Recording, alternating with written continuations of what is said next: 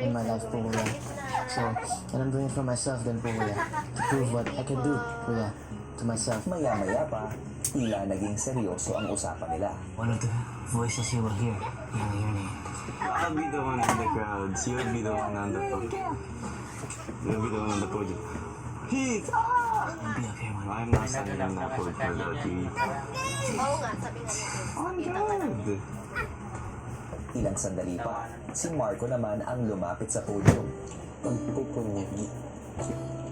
I'll push through. Sa kabila ng lahat po ng mga nangyari, nandito po ako muli. Lumalaban para sa Ultimate 8, kuya. Ito po yung pinakamagagawa ko bilang pasasalamat sa lahat po ng mga taong naniwala po sa akin. Gaya ni Marco, si Lola, pinili ang mapag-isa. Sarili-sarili na po kami, kuya. So, nakakakaba po. Nakaka-excite po siya. Ayan na naman tayo. Yan na naman yung masira, ha? Pinakahinihintay ko, kuya. Gusto ko po yung pananap to. Gusto ko pong mapabilang kuya sa Ultimate 8 dahil ayoko pong sayangan yung suporta niyo. Binigay po sa akin ng family ko. At ayaw ko rin po sayangan lahat ng pagis na pinaghirapan ko dito kuya sa loob ng bahay. Wala kang million yan. Ilang saglit pa, si Lela nagbigay ng suporta sa kaibigang si Princess. Lord, hindi ko na alam, Lela. Nai-stress ako. And I really hate it kapag ganyan nasa sa inyo ng desisyon kung sino nabigay. Ay, I naku. really hate making decisions, bro. Hindi kita pahiram. Kita pahiram. Lord. Maganda ka. Ipagos ka mo. Hindi yan pinakaas.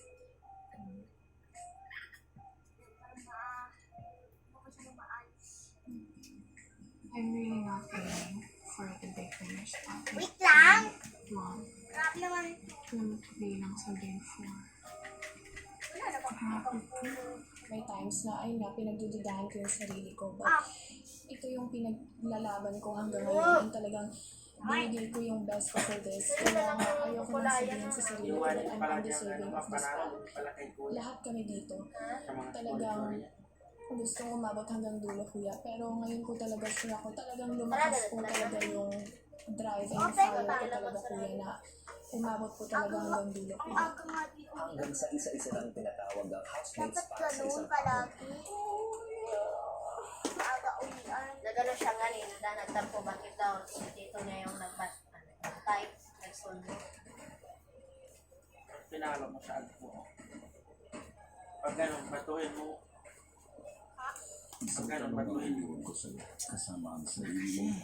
Sino ang isang kapuso at isang kapamilya at pinakakarapat dapat magkaroon ng pagkakataon lumaban sa Bigan Challenge? Pero bago mo ibigay ang opinion, may isang ano akong ibibigay sa iyo. May mga boses na nasa outside world na maaari mong marinig. Dumodo ka muna. Mga tao tungkol sa iyo Dudok. at sa iyong mga household. Dudok ka naman. Nais mo bang marinig ang mga ito? Dudok.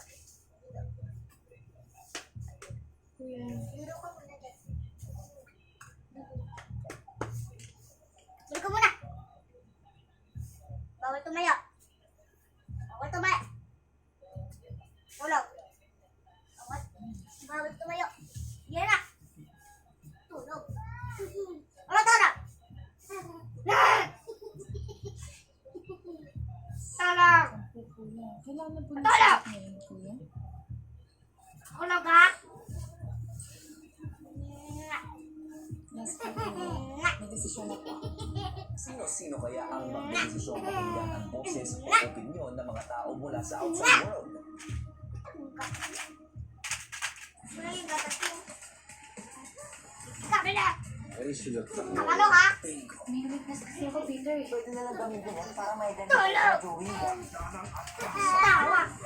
Tulog!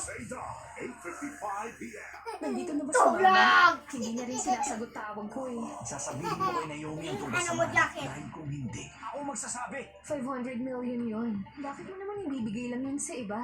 Tama ba ako? Tricky Love, weeknights, 11 p.m.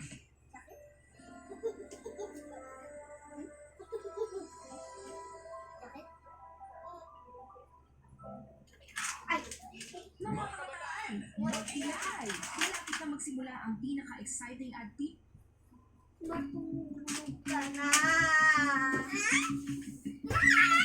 Natulog ka niya pagkataw ko sa iyong ka ng tubig.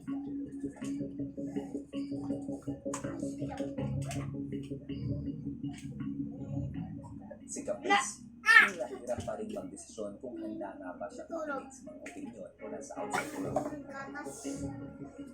Tubig! Ang gata! Tubig! Tubig! Ano ang desisyon mo? Kamu na. Kung hindi ko po tinatanggap yung tawag ni Kuya, hindi ko po gustong marinig ang opinion po ng taong bayan sa kahit sino po sa amin, Kuya. Dito lang po ako. Buwatan Ano to. ba?